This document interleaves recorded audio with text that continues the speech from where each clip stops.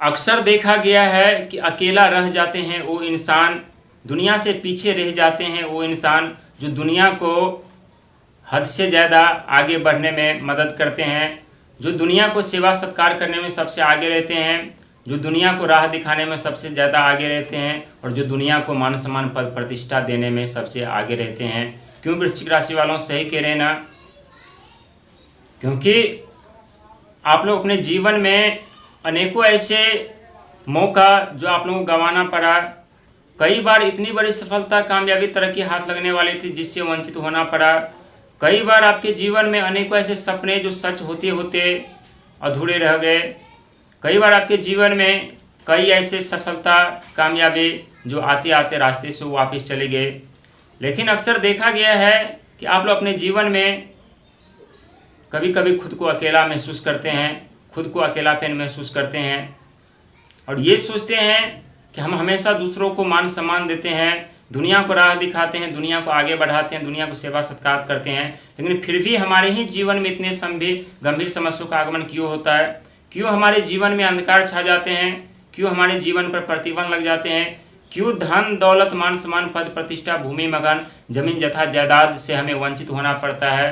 क्यों कोर्ट कचहरी कानूनी के चक्कर में फंसना पड़ता है? क्यों रिश्तों को लेकर के तनाव उत्पन्न होते रहते हैं? कई ऐसी बड़ी गंभीर समस्या और सवाल जो आपके मन में चल रहा होता है। लेकिन आज हम बात करेंगे रेवती नक्षत्र को लेकर के, क्योंकि रेवती नक्षत्र में जन्मे व्यक्ति जो होते हैं ना, उनका बोली और स्वभाव जो होता है इतना नरम होता है, जहाँ हर एक व्यक्ति उस व्यक्ति से जुड़ना चाहते हैं। और रेवती नक्षत्र में जन्मे व्यक्ति को सफलता इतनी आसानी से नहीं मिलती, लेकिन जब सफलता, कामयाबी, तरक्की मिलने लगती है ना, तो जीवन में चार चांद लग जाते हैं। कोई चीज़ की कमी नहीं रहती, छोटी मोटी सफलता नहीं मिलती बल्कि बहुत बड़े ऊंचे पद प्रतिष्ठा, विद्वान वाले सफलता मिलती है। और जो व्यक्ति इस नक्षत्र में जन्म लेते हैं ना, उस व्यक्ति को कला, संगीत, आध्यात्मिक, ज्योतिष, ऊंचे ऊंचे पद प्रतिष्ठा प्राप्त करते हैं। लेकिन रेवती नक्षत्र का संबंध जो होता है ना, आपके अष्टम घर से होता है, क्योंकि आपके अष्टम घर के स्वामी यानी स्वयं बुध महाराज होते हैं। और रेवती नक्षत्र के स्वामी भी यानी बुध महाराज होते हैं, जो कि बिजनेस व्यापार, कैरियर, शिक्षा, संतान, बुद्धि और वाणी के कारक माने जाते हैं। और बुध महाराज के रेवती नक्षत्र के स्वामी होने के साथ साथ रेवती नक्षत्र के जो देवता होते हैं वो पूष्ण यानी भगवान सूर्य होते हैं, जो कि जीवन और आत्मा के कारक माने जाते हैं। यात्रा करते समय यदि कोई एक्सीडेंट होने का चांस बनता है तो उससे हमें बचाने का प्रयास करते हैं। यात्रा के दौरान कोई गंभीर समस्या उत्पन्न होने वाली होती है तो उससे हमें बचाने का प्रयास करते हैं। लेकिन शनि महाराज का नक्षत्र परिवर्तन रेवती नक्षत्र में, इसका प्रभाव आपके जीवन पर क्या पड़ने वाला है? अंक ज्योतिष में बात की जाए तो 8 अंक के स्वामी स्वयं शनि महाराज होते हैं और आपके अष्टम घर के स्वामी स्वयं बुध महाराज होते हैं। और अक्सर देखा गया है जब शनि की 7.5 या ढैया किसी व्यक्ति के ऊपर आरंभ होता है ना, तो शनि और बुध का तांडव सबसे ज़्यादा व्यक्ति के जीवन को प्रभावित करता है। शनि महाराज एक तरफ प्रतिबंध लगा देते हैं और एक तरफ बुध क्या करते हैं तो बिजनेस व्यापार छीन लेते हैं, नौकरी छीन लेते हैं, संतान को समस्या में डाल देते हैं या तो शारीरिक स्वास्थ्य खराब कर देते हैं, रिश्तों में तनाव उत्पन्न कर देते हैं, पति पत्नी के बीच मतभेद उत्पन्न कर देते हैं, कोर्ट कचहरी कानूनी कई ऐसे समस्याओं का सामना करना पड़ता है।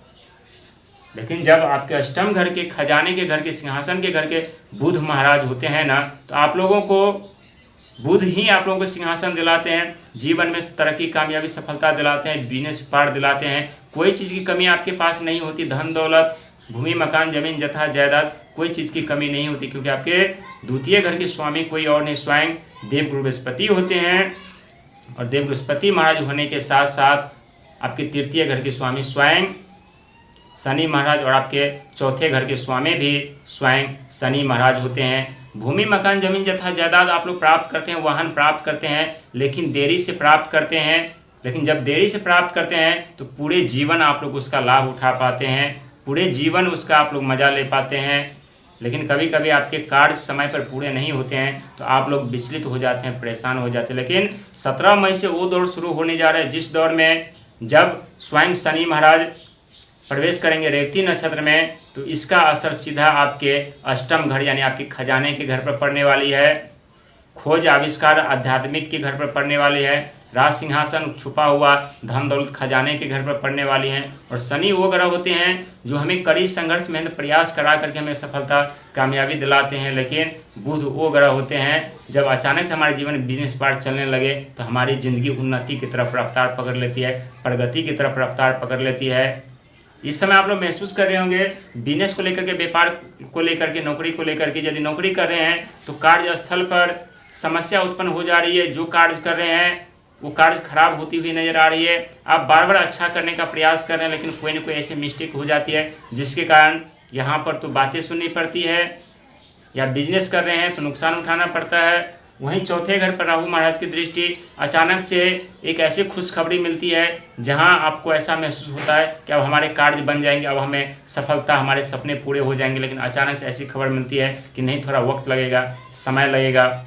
लेकिन जब शनि महाराज रेवती नक्षत्र में प्रवेश करेंगे तो जो शनि महाराज इस समय आपके पंचम घर पे बैठे हैं तो उनका प्रभाव कई गुना बढ़ जाने वाला है, क्योंकि वो खुली हवा में स्वतंत्र हो जाएंगे। जब स्वतंत्र हो जाएंगे शनि महाराज तो इसका प्रभाव आपके अष्टम घर को देखने को मिलेगा, जहां आपके जीवन में रहस्यमय तरीके से मान सम्मान, पद प्रतिष्ठा, नौकरी, हर एक चीज़ तो प्राप्त करेंगे।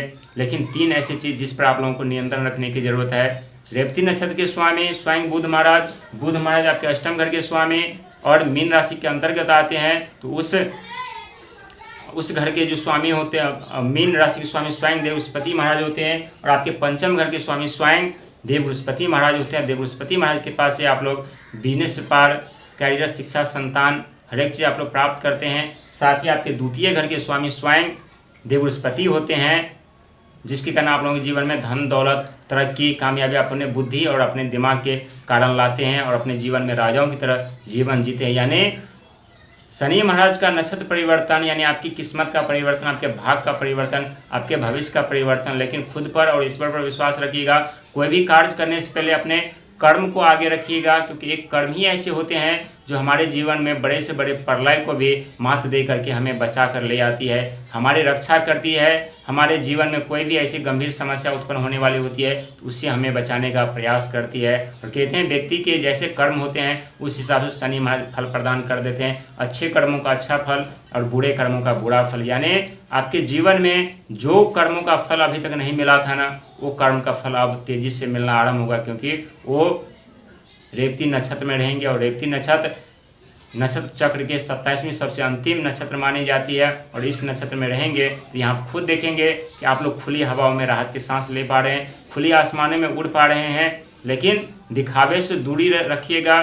पिछले समय में आप लोगों ने खुद समस्याओं का सामना कर देखे हैं और आपकी खुशियाँ अक्सर देखा गया कि दुनिया को पसंद नहीं होती, मुंह पे कुछ और पीठ पीछे कुछ, और आपके जीवन में कुछ ऐसे प्रलय समस्या दस्तक देती है जो कभी कभी आपके जो कुछ ऐसे होते हैं ना सगा संबंधी दुनिया जो आपको अपमानित करने का प्रयास और आरंभ कर देते हैं। इसीलिए खुद पर ईश्वर पर विश्वास करके चलिएगा, बहुत बड़े परिवर्तन हो रहे हैं आपके जीवन में।